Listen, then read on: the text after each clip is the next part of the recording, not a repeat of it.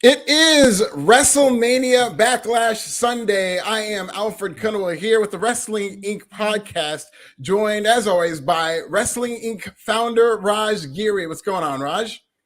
A lot. How are you doing?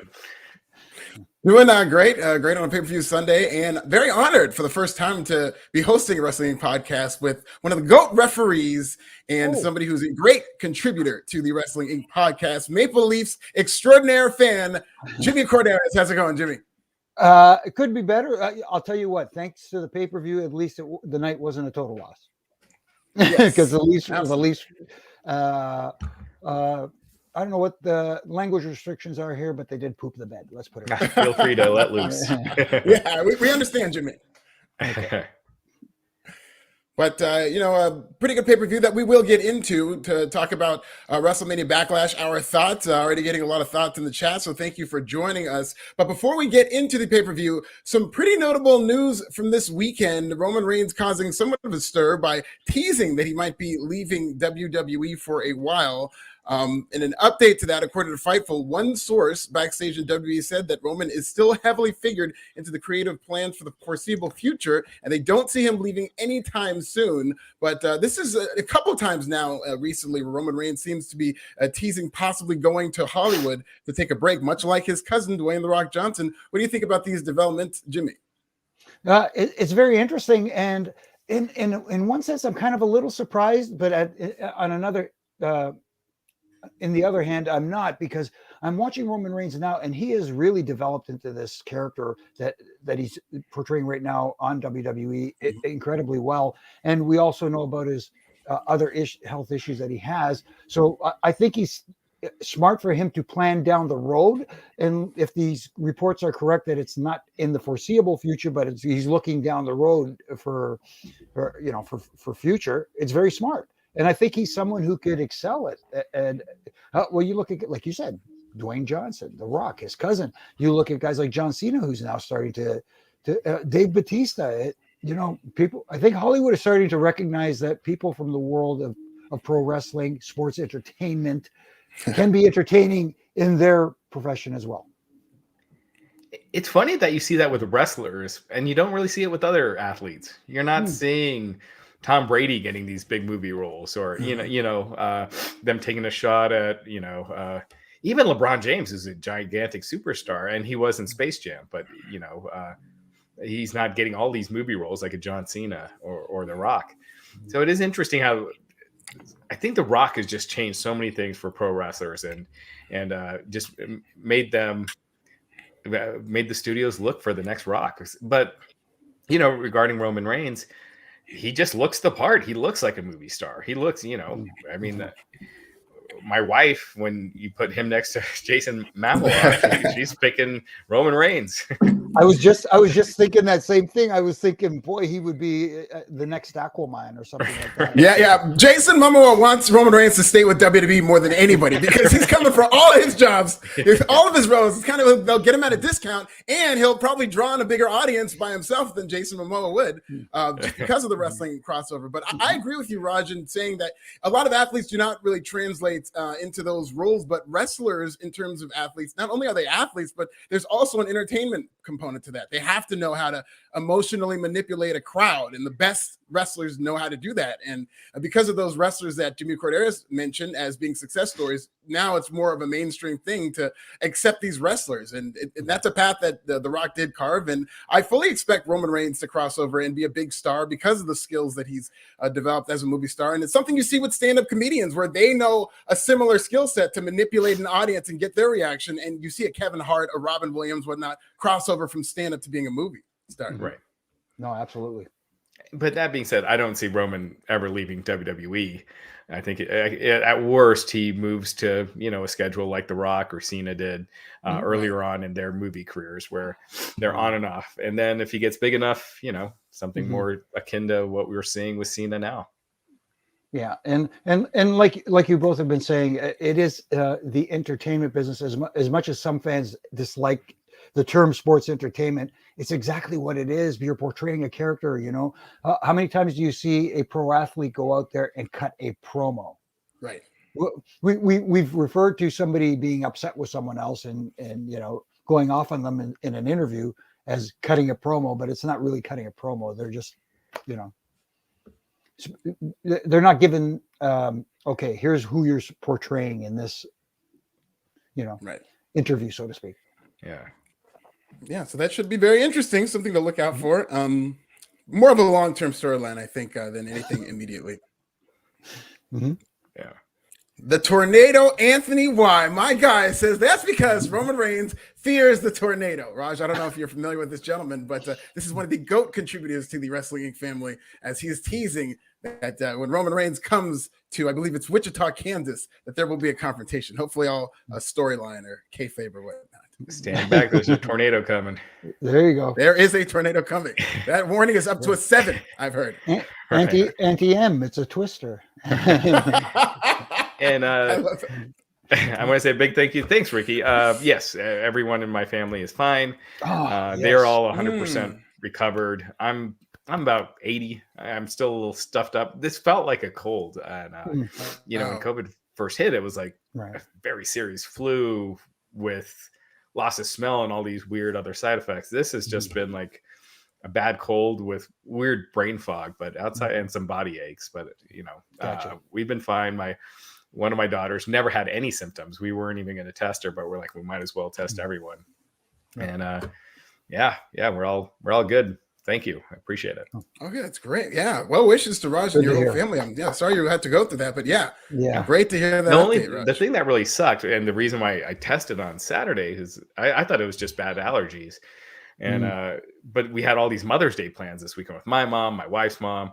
We're like, if we're seeing all this family, we should make sure, that it's not that. Good call. Because my wife and my daughter were sick earlier in the week. My wife got tested and tested negative. Tested again, it was positive. So, we tested. All the Mother's Day plans were canceled, but we're rescheduling those. There you go. But happy Mother's Day to all the mothers out there. Yeah, absolutely. Yes, very much so. Happy Mother's Day. No, seriously, happy Mother's Day to you and all of yours. It's a great day on the calendar. Very underrated holiday.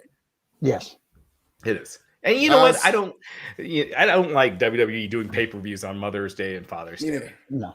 Yeah. It's a pain in the ass if you got kids and that don't watch wrestling or parents that don't watch wrestling, you got to end plans early. And Can you imagine taking your mother to a pay-per-view or a premium live event on Mother's Day? You're right. My dad would love it on Father's Day. But in Rhode Island, I'm sure there were some of those families there, and they seem to be having a good time. I think I know. I took my mom to a Raw one time. It was her first wrestling event. She had fun. My mom and dad came to one event that I worked here in Toronto. It was TV here in Toronto, and the only reason they came was my wife. Convinced them to come. Her parents were in town, and my parents, and she contacted some friends of mine and said, "Hey, Jim's parents are coming down for the first time, and my parents, can we get them in?" And that was the one and only time they came. My dad says, "I'm perfectly fine watching you from the couch." Well, we watched this pay-per-view from the couch, WrestleMania Backlash 2022. Before we get into it, I just wanted to get your quick thoughts on the event, if you could, starting with you, Jimmy. For the most part, I thought it was enjoyable. I think it exceeded expectations because I think people were thinking this as a transitional pay-per-view, bridging the gap from WrestleMania to what's coming up next, which is Hell in the Cell, I believe. Is it?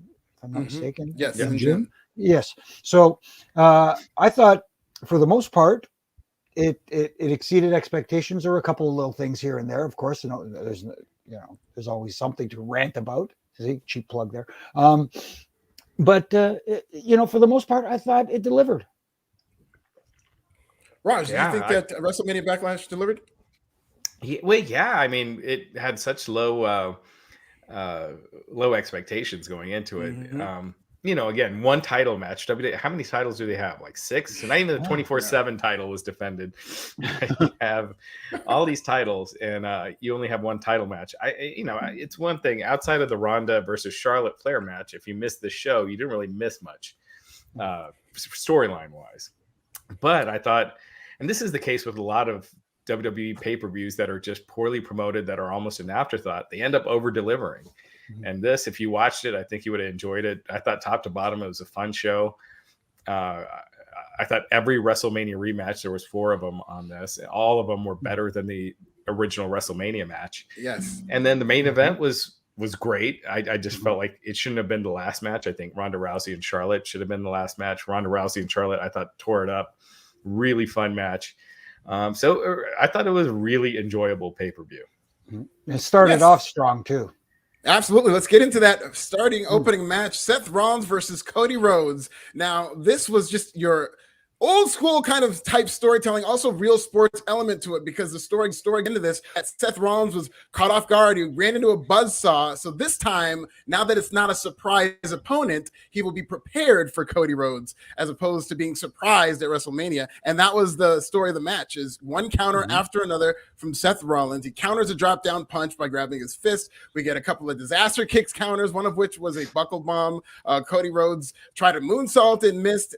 Seth Rollins, I believe, countered 3 crossroads, and in the end of this really hot match, got the crowd into it. This is awesome chance. Cody Rhodes wins. How? By countering Seth Rollins' O'Connor roll for the 3 count. So to me, very good storytelling, excellent opener. I just thought RIP to this pay-per-view after this match. But what were your guys' thoughts, starting with you, Raj? I thought it was great. I thought their WrestleMania match was awesome, and I thought this was probably even better. Seth Rollins, I had pointed out on Twitter that he hasn't won a singles match, a televised singles match, in almost 3 months. And he's one of those guys that doesn't affect him. He's a made guy. It would be like CM Punk. CM Punk could lose all the time. It's not going to hurt his star power. Seth Rollins is kind of the same way, even though I do think with so few main eventers right now, anywhere near Roman's level, he's one of those guys that you could probably elevate, and it makes sense to. He shouldn't have won here. It made sense for Cody to win. Great match. Great ending. Cody, if Roman does take time off down the road to leave for Hollywood, Cody would be my pick to be the next champion. Drew, we've been there. He's already there. You could already put him in the top spot. But I think having someone new put into that mix makes all the sense. And Cody, to me, is the one that's closest to making sense in that spot. No, I you know what? I have to agree with that, especially considering the story that Cody has been telling since he came back, that he wants to win that championship, that world championship, in honor of his dad, his late father. And, it almost feels like if he doesn't win the championship now, my goodness, that's it would almost be terrible for him not to win the title. So who knows? Maybe he is the one to finally dethrone it. And we could put it this way as well, because Roman Reigns is still coming to the ring with 2 title belts. So there is a chance that they may separate them again and make one, the Universal Championship, the SmackDown title again, and the World WWE Championship, the Raw Championship. So you could still have him lose one of the titles, or put one of the titles up against Cody, and Cody fulfill his mission with Roman still being a champion. You could always do like a Money in the Bank cash in, like Cody wins Money in the Bank, cashes in on Roman, and then later they say, well, per the Money in the Bank stipulation, it's only for you can only do it for one of the belts. So, right. And that's a way to kind of split them back up again. Right now, they haven't made any hints at splitting those titles up, but the fact that he is coming with both belts, they haven't made a unified belt or anything. And then also there's been these reports of exclusivity within the networks wanting exclusivity with certain superstars, and I could see that leading to WWE kind of forcing their hand by splitting them up, and so that Roman Reigns maybe only shows up on Friday nights. And Cody has made reference to the Winged Eagle belt several times, so you never know, it may make a return. That's my favorite belt. I got that's the only replica belt I have in my office. Tremendous. That's great. Yeah, it's my favorite belt too. The '90s kids, so Bret Hart, Shawn Michaels, that was their belt. I loved it. Yeah. But at the end of the day, like they say, you want to start off a pay-per-view hot. This match started off hot, and like you said, Alfred, they told a great story. But what helped also tell that story were the announcers. I thought they did a wonderful job of helping. Tell that story in words as well, so that it was a good combination of both. Yeah. Sheed Black with the $4.99 super chat saying, Raj here after a Sunday pay-per-view. Kudos, LOL. I've been here I think I was here after the WrestleMania Sunday pay-per-view. So Raj is everywhere, man. Yeah. Well, we go to our next match. It is Bobby Lashley versus Omos. So this is kind of a very interesting match, only because Bobby Lashley not only looks half of Omos' size, despite being the bigger guy 90% of the time, but he is playing the little guy. It's Bobby Lashley jumping on Omos, just trying every trick from a little guy's standpoint to try to outmuscle Omos, and eventually getting Omos in a standing spine buster. I liked where Omos was carrying around Bobby Lashley, just throwing him around, and he's screaming, "He's too small!" I thought that was the funniest part of the match, but not too much heat for this match until Bobby Lashley's comeback. I felt they're really into that. But MVP interfered with a cane shot to Lashley after Lashley hit the post with a missing shoulder tackle, and Omos won with a double choke slam or double fisted choke slam. I was very surprised with this outcome, but what did you guys think about this, starting with you, Jimmy? I thought the match was okay. I wasn't overly impressed. Here's the issue I had.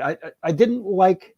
I get the part about MVP interfering in the match. I didn't like that he physically interfered. I wish it could have been done differently, where he didn't actually, jab Bobby with the cane or anything like that. To me, it took away from Omos, because at the end of the day, you guys both know the old saying, you can get over without going over. Omos went over, but I don't think that the ending of that match got him over, if that makes sense. The way it should have, anyways, for me. I don't think the audience bought into that too much. Yeah, I feel like Lashley, this was his first singles televised loss since I think last September, when he had that match with Big E in the cage on Raw. But I feel like you need guys for Roman. You need, contenders, and we'll get into the main event later. But you need to really start building people up, and Lashley is one of those guys that has a claim to that title. He lost it in an elimination chamber, where he was never able to get in and never got a rematch. He beat Brock the last time they faced each other. So he has, matches waiting for Brock and Roman. So I think, it doesn't hurt him that much or anything like that, but it does kind of take the edge off a little bit of him, with him losing to Omos, even though they tried to protect him with the cane. But I still felt like Lashley should have won again. And granted, I'm sure there's probably going to be a third given that MVP interfered, there's going to be a third match, I'm sure, at probably Hell in a Cell. But I just don't think Lashley should have lost. Yeah, and I think that in the span of the 2 months of this feud, WWE has essentially taken the wind out of the sails of two top contenders potentially. Where, say what you will about Omos, how he's progressed in the ring, but he was an undefeated giant who was invincible. And if you carry that into a Roman Reigns match, that's very intriguing for a guy, given how built up Roman Reigns was. And then Bobby Lashley beat him. So then it's like, okay, yeah, like Raj says, he is entitled to a title shot because he never was beaten for his championship. You've got a story right there. You've got a hot guy who beat this giant. But for the giant to then beat him, now both guys are kind of canceled out. So I was very surprised with how they made this decision. Yeah, it's I hate to use the term proverbial 50-50 booking, but in this case, I think it hurts it more than it helps anyway, for both guys. Right. Yeah, absolutely. But we'll see where they go from there. It looks like they're going back to Omos and Lashley. Yeah, but I do got to say, look, if you're expecting Flair and Steamboat with Omos and Lashley, that's on you. But I did think this match was better than their WrestleMania match. I think Omos could use a little time where he's not on TV so much. He's used more as a special attraction and works, the live events. And it's just really getting the time in the ring there, improving his skills, because he's got potential. He's a natural athlete. It's a lot of the little details that just look off. And I think once he gets those down, he could be a top star. But having him on TV every week just kind of exposes him a little more and more. Yeah. And you said something very, sorry to cut you off there, Alfred, but you said something very true and interesting, Raj, is today's schedule is not like it used to be. Right. Like the road schedule was pretty hectic back in the day, but that's where guys got their reps in, because you were on the road so much. You were wrestling every night, to whatever it was, 250, 300 days a year. So you were getting those reps in, and you were getting to talk to people like in the locker room who could give you feedback, especially guys who would say, hey, can you watch my match tonight and give me some feedback on it, stuff like that. The schedule, now they're starting to get back into the live events or house shows, but it's nowhere near what it used to be. Right. So they're not getting as many reps in. You're right, Roger. Keeping them off TV and using them in special circumstances would be a little better for them. Yeah, and that's the case with both generations, whether it's WWE main roster and NXT 2.0. I feel like there's a lot of people in 2.0 who could use those reps, and they're coming on live TV, unfortunately, in some cases. Yeah, I feel like for all these live events, they should be taking 6 NXT guys and 6 NXT women, have them do a 6-man tag opening up the show, almost like a dark match. And then after intermission, a 6-woman NXT women's tag team match. And so everyone's getting some experience in front of the live crowd. And, ideally, you'd want them to have singles matches and things like that. But, take them on the road with you so they're not just in front of that NXT 2.0 TV audience. Yeah, well, let's get into another singles match from the pay-per-view that I thought was actually very good. Edge versus AJ Styles. We get a new ring announcement for Edge in that they are just rattling off his accolades in terms of his ring announcement. That was very funny in terms of him being a 2-time Royal Rumble winner, this, that, and the third. So, of course, we all knew the story of this match going in, I think, to the surprise of nobody. The story of this match was Edge working over AJ Styles' injured left arm. So they're doing all kinds of spots like that with brawling on the outside. There's some submission holds from Edge designed to work this over. Of course, the stipulation of this match was that Damian Priest is not to interfere. Of course, toward the finish, Damian Priest interfered in this match. He was cut off by Finn Balor, but then we get another interference from a mystery person who pulls down AJ Styles and costs him the match. Edge wins with a bulldog choke.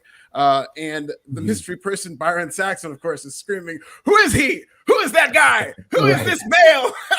And of course, great misdirection, Byron. But turns out, I think a lot of people expecting it, but a huge pop for Rhea Ripley, the newest member of Judgment Day. What did you guys think about the match and the post-match angle, Jimmy?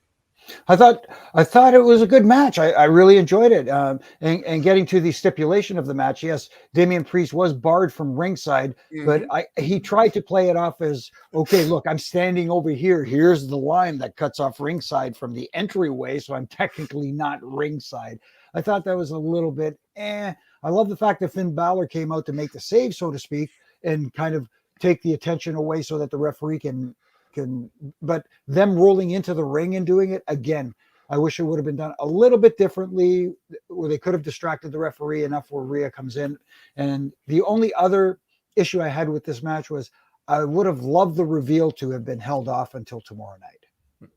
I think let that mystery sink in, let the hood stay on and stuff like that. And and let Byron keep going, who is he? Who is he? And then you tune in tomorrow night and you find out it's Rhea Ripley. That's like good. And before I get to, I'm sorry, Raj, before we get to you, that is actually a good idea. That's what I thought they were going, because there was a pause where it seemed like they were just going to go into the next segment. And I would have been all for that, to where you just stretch that out as long as possible. Yeah, I think that's sometimes what's missing with wrestling these days, is having those cliffhangers. Like, oh, you need to tune in to see what happens. And good cliffhangers, not like Retribution, things like that. But, this was one that the fans loved. I thought this was great. I like Rhea Ripley being in that role. I didn't even think about holding it off until you said it, Jimmy, but I do agree that would have been cool, just to build that suspense, and it would make that pop even bigger. I thought this match was better than the WrestleMania match. Yeah, I thought it delivered on all counts. I thought Finn Balor looked kind of like a goof. Comes in to make the save, just kind of immediately kind of out of the picture. So, but I almost feel like Finn Balor should go back to being the Demon permanently and be aligned with Edge's group. Oh, that'd be very interesting. Yeah, because I think him in this current, leather jacket, collars up. It's not taking him very far, and I don't see him going very far. And when he was U.S. champion, he didn't even get he didn't even get on the WrestleMania card. Actually, neither U.S. or Intercontinental champion were even on this pay-per-view. So I feel like he needs a character sorry, the brain fog kind of kicks in here and there, but he could use a little character tweak. And I think going full time to the Demon, you don't have to do the full body paint, but your face and part of your chest or something, it'll look cool. It gives you a fresh coat of paint, no pun intended, and I think it'd be really cool. Yeah, very interesting. It looks like Finn Balor is actually going to be on the wrong side of the win-loss record throughout this feud. But now I'm more interested in Judgment Day with Rhea Ripley. I think this faction has felt like it's missing something, and I think Rhea Ripley is going to be a good addition to this faction. Absolutely. We get into our first women's match of the night. It's Charlotte Flair versus Ronda Rousey. Oh, go ahead. Sorry, before we move on, Cheat Black saying everyone knew Ripley was joining Edge. Cool though. It was cool, and I don't want to say everybody knew. A lot of people speculated and were hoping. Nobody knew for sure. I mean, it could have been someone else. But I think she's a good choice, and I think it should be very interesting going forward. It's going to be a lot of fun. Yeah, the reason the pop was so big was because they were expecting Rhea Ripley, and when they got what they wanted, they popped. Yeah. And Cheat Black also saying the buckle bomb ruined the Demon's career. I mean, that's one of those sliding doors. What if he didn't get injured in that first match at SummerSlam against Seth Rollins when he won he's the first WWE Universal Champion. You just wouldn't know it seeing how he's booked right now. Yeah, unbelievable. Stephen Marchachuli with the $4.99 super chat. Thank you, Stephen, as always. Saying, do you think they do Cody versus Roman by SummerSlam? Who would you like to see work at WrestleMania 39? Oh, very interesting question. I mean, is it too soon? I know we're not close to SummerSlam yet, but is SummerSlam too soon for this to happen? I like the story to be drawn out a little bit, and obviously, we see what's happening. The rumors flying of he might be meeting his cousin at WrestleMania 39 in LA next year. Who's to say that Cody doesn't achieve his dream after that? I mean, I'm cool with a long storyline, with Cody getting sidetracked every once in a while, every time he goes after Roman. You know what I mean? Yeah, there is always that strike when the iron's hot too, because there was Lex Luger, and I felt like him not winning, beating Yokozuna at SummerSlam, that cooled him off quick, and he just never got back to kind of where he was. And that would be my only concern, is that Cody cools off if he does lose a couple times along the way. So it's tough to say. It all depends on Roman, because Nick Khan, WWE president Nick Khan, did kind of allude to Roman getting outside movie projects and that. And so if that happens, you kind of have to take the title off him. I mean, you need to elevate someone. So but to me, work at WrestleMania 39.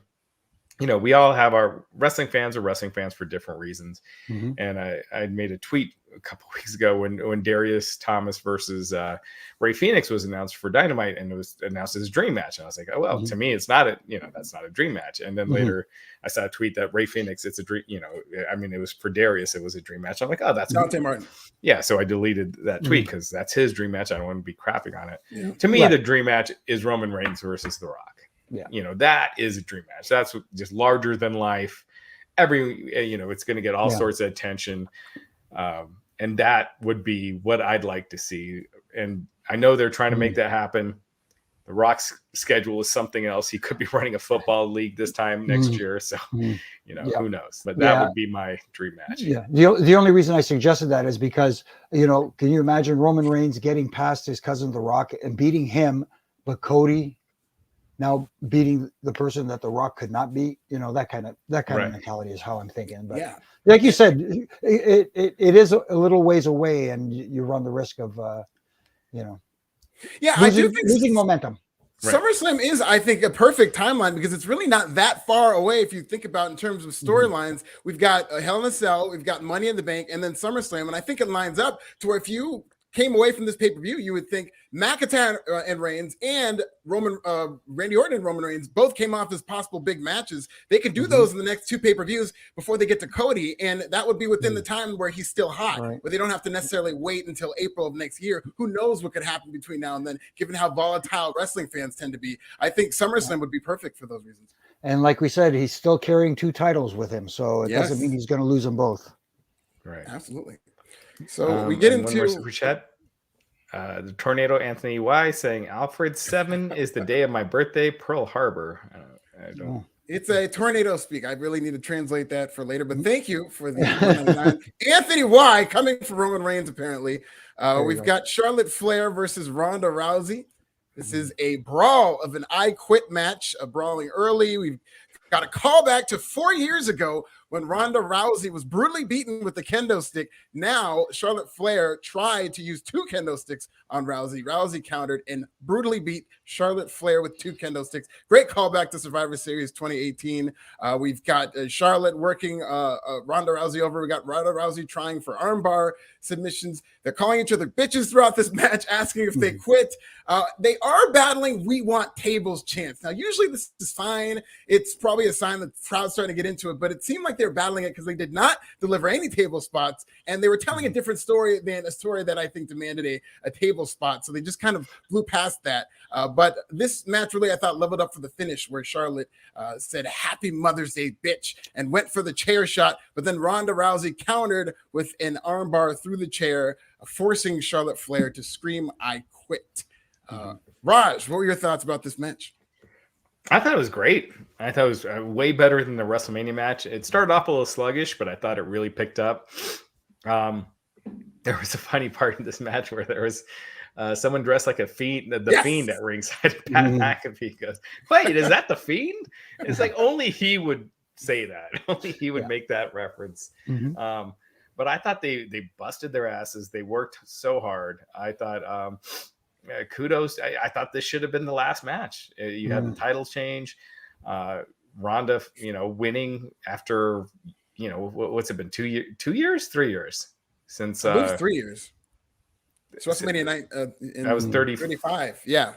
Yeah. So, I felt like that should have been a big moment. That should have been ending the show. But outside of the placement on the card, I thought this was great. Yeah. No, I hate to sound like Captain Agreeable, but no, I agree totally that I think this match should have ended the show, especially considering it was the only championship match on the show and with the eventual outcome. I thought the women worked really, really hard. And I also agree that it was better than their WrestleMania match. I was very entertained.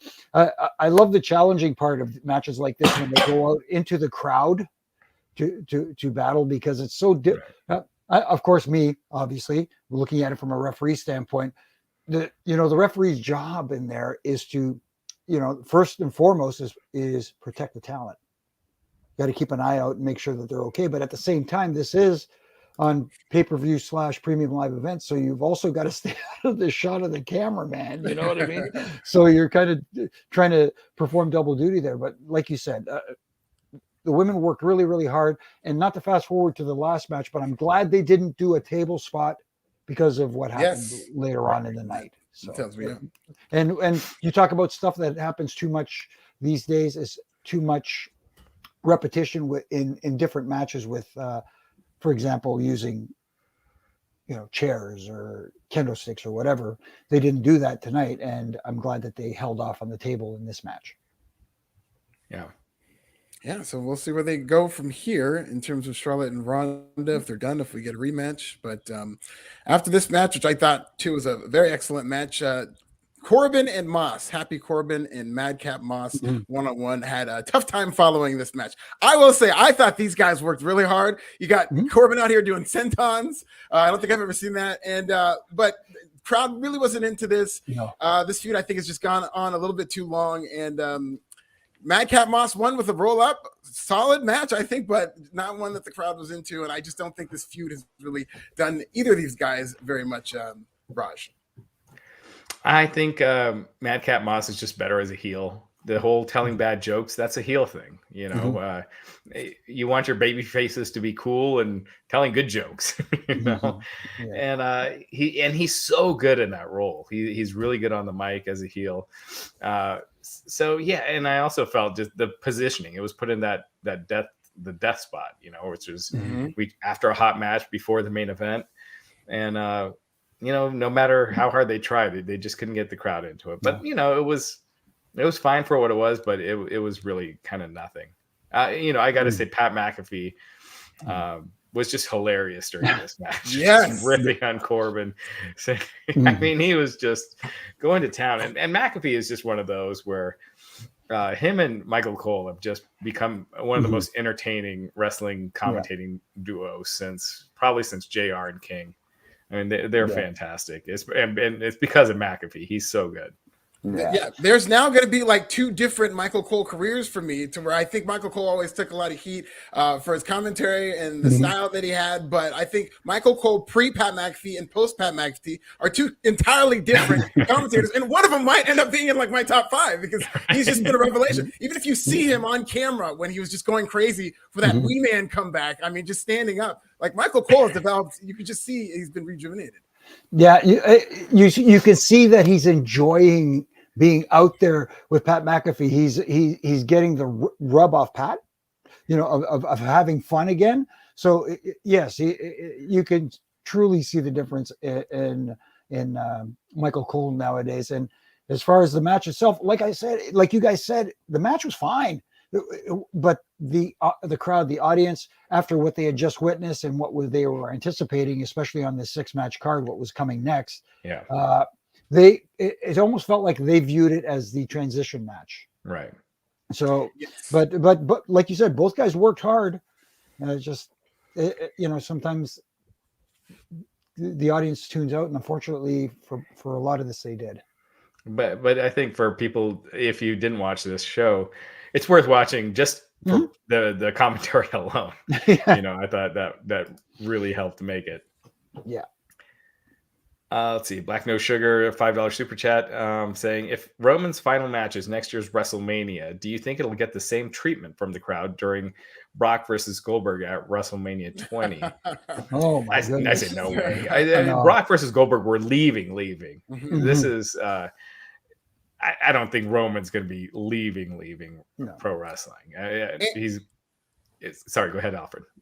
No, I completely agree with you. This is entirely different circumstances. It's also the opposite. This industry, especially WWE now, has a completely different mindset when it comes to guys leaving. Brock and Goldberg got that reaction because WWE was pissed that they're leaving, and it leaked reports and it kind of riled the crowd up into turning on them. This time Shane around, McMahon was in the crowd chanting, "You sold out." Shane McMahon leading "You sold out" chants. They wanted that reaction. This is a different era administration. This is the Nick Khan era. Remember, Nick Khan was an agent, a very, very good agent and a great deal maker, as we've seen from CAA. And he now seems to be coordinating. We're going to have him leave for 6 months, become a big star, come back, and we're going to sell out the Garden next year, or the SoFi Stadium next year in WrestleMania. So this is coordinated to where they will not turn on Roman Reigns if it is perceived he's leaving. Yeah. No, I can't see that happening. You're right. I could almost sense them wishing him well on his future endeavors in a nice way. You deserve it. Yes. Yes. Yeah. Thank you, Roman. I have all the merch ready. Yeah. Right. But I don't see his final match. I don't think it's going to happen that soon. He needs to have some movies under his belt. He needs to have some hits.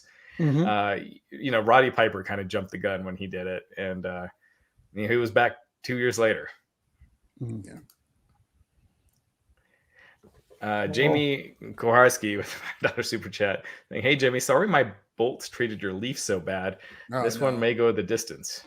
Well, apology accepted. But it was a tough one. It was a tough one for as we call them up here, the Buds, the Maple Leafs. And that series seems to be 50-50 booking as well. But then Game 7, if they go that far, who knows?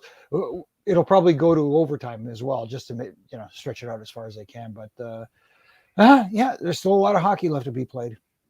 Yeah. And I've seen a lot of droughts. Oh, sorry. Go ahead. I've just seen a lot of droughts end in my lifetime in sports. To encourage you, Jimmy, whether it's the Cubs, you saw the Cavs finally win, the Eagles finally won, and the Maple Leafs are the last white whale to kind of reach out and grab that brass ring, and I think they do it. Yeah, for those who don't know, it was 1967 the last time the Toronto Maple Leafs, who are one of the original 6 teams in the NHL to win the Stanley Cup. Is NHL, is that the biggest sport in Canada? Yeah. Bigger than CFL? Oh, yeah, definitely. Definitely the biggest, yeah. Oh, very right. Sheed Black saying, Corbin is really talented. I hope he gets his shine eventually. You know what? It's funny because you talk about shine, but he gets his heat. He manages to, you talk about, heels getting heel heat as opposed to cool heels getting cheered. Corbin gets heel heat, like Miz gets heel heat. So he does, but he gets it in kind of a humorous way as opposed to a serious way. Like, you don't. He's got all the tools. He's great on the mic. He's got size. He's got a cool look. But I think because he's been in such these comedy gimmicks, with and he's done them well. Right. But I think, even with Kurt Angle, when he was kind of a comedy character, once he turned serious, it kind of changed for him more. Like he became really at that top level. And I almost feel like Corbin at some point needs to become kind of dangerous. And he should be dangerous. He's got all the tools to be, but he doesn't feel that way right now. No, but you compared him to Kurt, but Kurt was a lot funnier when he was doing his comedy. Kurt's one of the, oh my goodness. All time. Yeah.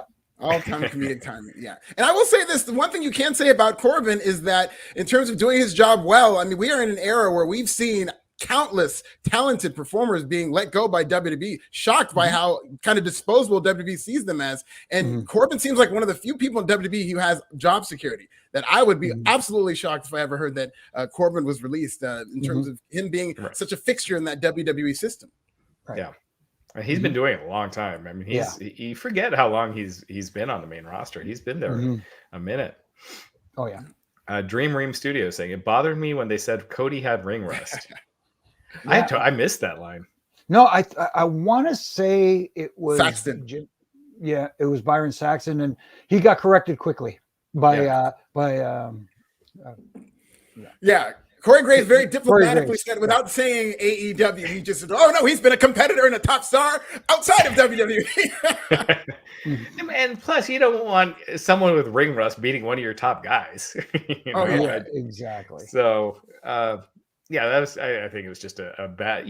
These guys. The commentary isn't scripted. They'll get fed lines here and there, but they're not always going to be. I thought on the pre-show, Booker T said something about Edge not being what he once was, but he can still win like Ali did in his later years. And it's like, Edge is.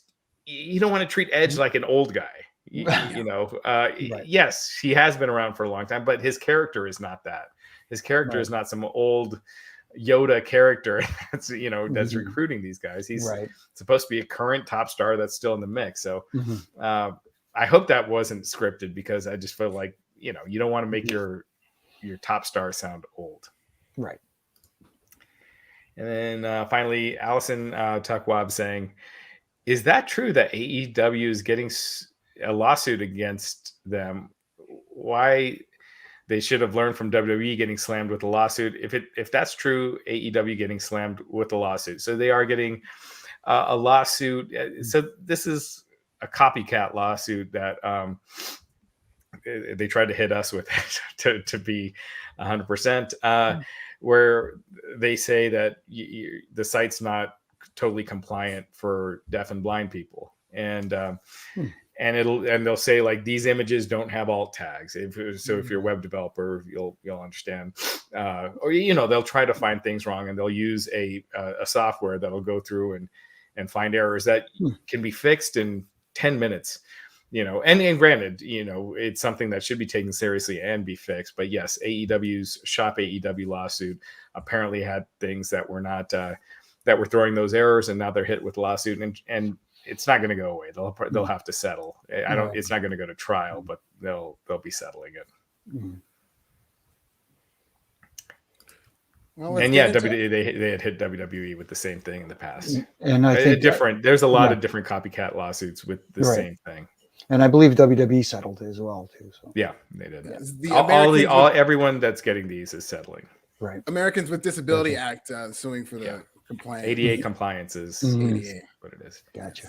And Wrestling Inc. is fully ADA compliant. Just saying. Hey, there we go. You heard it here first, ladies and gentlemen, from the founder himself. Now let's get into this main event. I thought it was a very great main event. Hey, listen, we talked about Corbin versus Moss not having much heat, being kind of in the popcorn spot. It did sacrifice for, I think, what was a better show because of how hot this main event was. You got a lot of chance for Randy Orton. Very star-studded match. Everybody got their pops, but Randy Orton was very over with this crowd. They really did a lot to tease McIntyre versus Reigns, where there was this awesome spot where Reigns was kind of heckled into tagging in. He tags in. Fans are really excited for McIntyre and Reigns, and he immediately tags out. And Pat McAfee really made this just by cackling like crazy, saying how much he loved this spot. But very, very much heat on Reigns for doing this. And eventually we do get the showdown to Reigns versus McIntyre, albeit kind of on accident, as Reigns thought he was going to get Riddle, but in comes Drew McIntyre. They go at it. It all builds to a Randy Orton hot tag. This place goes crazy. We get RKOs, Superman punch into an RKO, which unbelievable. It has to be seen to be believed. We get this RKO to Jimmy. We've got super kicks, a lot of finishers. McIntyre at one point did hit Reigns with the Claymore kick, but at one point everybody's laid out. We get a big spot.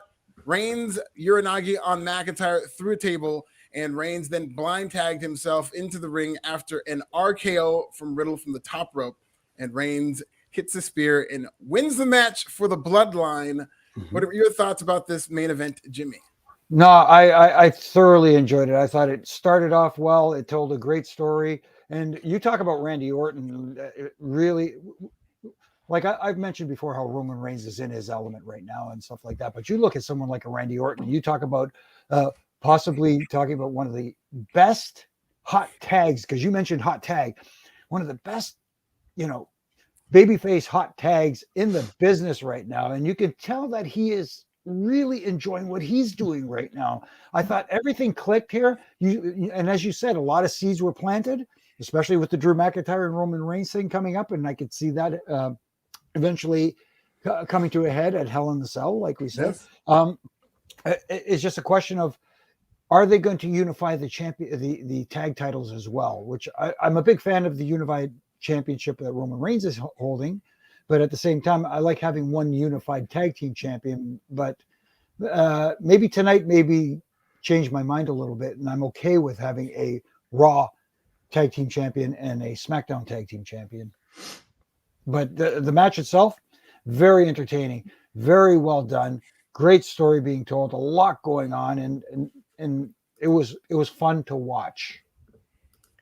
Yeah, I mean, you just see all these people at the top of their game, and they delivered just a fun match, but the finish made no sense to me, because Roman didn't need to get beat, but you need to start building up challenges for him for the summer. You got 3 stadium shows coming up in a row. You got Money in the Bank, you got SummerSlam, and then you got the UK pay-per-view. Now, to me, any of the guys on the babyface side winning, and not necessarily pinning Roman. I wouldn't have Riddle pinning Roman, but you have Riddle pinning someone, and at least you have a Hell in a Cell match, which is going to be like this pay-per-view. It's going to be a B show, and they're going to be looking at the stadium shows. Money in the Bank is the next one that's going to have a real build. So you need an opponent for Roman for Hell in a Cell. Having Riddle beat one of the Usos, do a stare down, some sort of angle between Roman and Riddle and Randy Orton afterwards, then at least you got a challenger for Roman. It doesn't hurt Roman in any way. He didn't take the pin.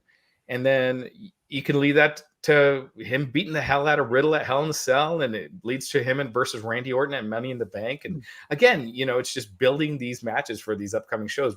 I felt like Roman Reigns winning here did not do anything. It just it was kind of a lost opportunity. I'll see where they go. But it just seemed like this would have been an opportunity for a babyface to get a win. And if they pinned Roman, that'd be even bigger, but I'd save that pin for a bigger stage. Yeah, but this was I thought it was a good main event, and I think they did a lot of storytelling here, and so I think they have set up the next couple of months. It sounds like they know exactly where they're going. Mhm. Right. Yeah. Hopefully. A couple more super chats here. Ron Taylor, $5 super chat saying, need more women's representation. No Bianca, Becky, Sasha, Naomi, Asuka, WTF. I thought the same thing. Yeah.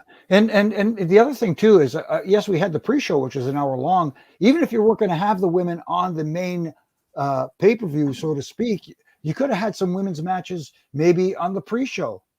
Or I think Bianca, you could have had Madcap Moss and Corbin on the pre-show and had Bianca and Sonya, instead of doing that on TV, have had that match on here. Yeah, which would have been a good match, but then again, trying to follow that. Yeah. Well, you could position it differently. Yeah, definitely. You could put Omos and or something else in that other spot. But totally. Yeah, I agree. Sasha was throwing the first pitch at Fenway, I think, today. So Sasha, she's getting all these media opportunities. She has that superstar beyond wrestling quality, and she's just gonna one day she's gonna get that role, that part where she becomes a superstar outside of wrestling. We're going to see.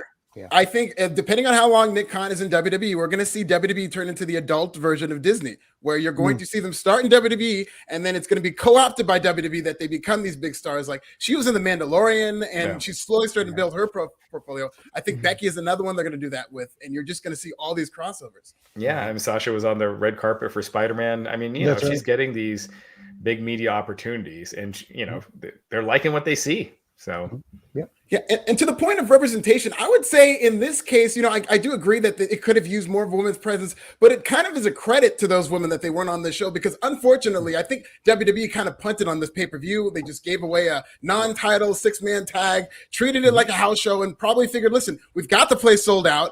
We've got the money. Let's leave town and save our big stars for a bigger show when we need to fill up stadiums and protect their star power. So I think that's part of why we didn't see so many of these big women stars exposed on the show. Yeah, I can see that.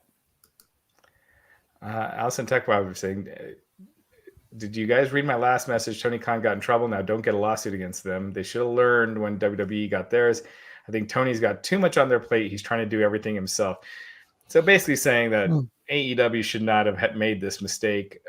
He's not running the website. Right. I do think Tony has too much on his plate. I mean, I don't know how he does it. It's insane. But things are going well for them. They're succeeding. Their ratings are good. Obviously, now that they're no longer against NXT, the year-to-year comparisons are not going to be that drastic. I think come July, you're actually going to see them down a lot of weeks year to year, just because last July, that's when they were doing over 1 million viewers and like a 0.42, 0.43 in 1849. But he's making it work. ROH, I don't know about that. We saw the numbers fall drastically the last couple of times they've had ROH matches during Dynamite, but we'll see what he does. But so far he's been doing great. Yeah, and like everybody, contrary to popular opinion, I do wish I want them to succeed, because when they succeed, the entire business succeeds. Absolutely. Does. And the only critique I have of them is they have to start appealing to that fan that is not the diehard, pro wrestling fan, so to speak. And yes, you've got them locked in. They're not going anywhere. You've got your base. You got to try to expand that base a little bit. And unfortunately, there might be a few things that those hardcore fans may not dig when you're presenting something to expand your audience. But at the same time, it's better for the company. And it's better for the business overall. That's really the only way they're going to remain competitive with WWE, if they're able to expand that women's audience, that audience of people who aren't particular wrestling fans. And I think they realize that as well. That's why you're seeing them do a season 2 of what was supposed to be Rhodes to the Top, but they're staying with this reality show theme to get exposure for AEW in front of different audiences. Hopefully, that Big Bang lead in, they were thinking that was going to be a big deal, but that's even come down. So they are trying to expand it, but that is definitely, I agree, Jimmy, a number one priority, I think, for AEW. Is to expand it as much as possible. Absolutely. And Sheed Black, the $1.99 super chat saying ROH needs to go, unfortunately. No, they don't need to go. Well, let's see what they do with it. Yeah. I mean, if it doesn't work, then, but if it works, then why not? If they could possibly, I don't know if it's going to be like a Time Warner thing or Discovery's buying them, right, or something like that.